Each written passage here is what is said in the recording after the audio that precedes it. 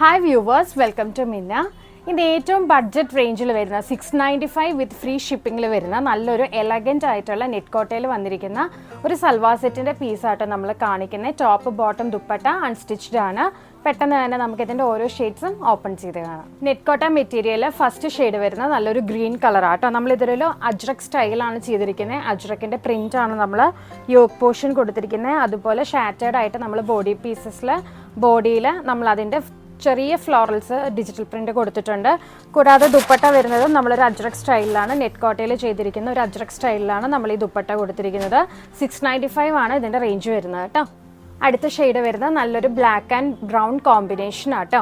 അതിൻ്റെ ദുപ്പട്ടയാണ് ഇത് വരുന്ന പ്രിൻറ്റഡ് ദുപ്പട്ട വിത്ത് അജ്രക് പ്രിൻറ്റ്. നെറ്റ് കോട്ട മെറ്റീരിയൽ ആണ്.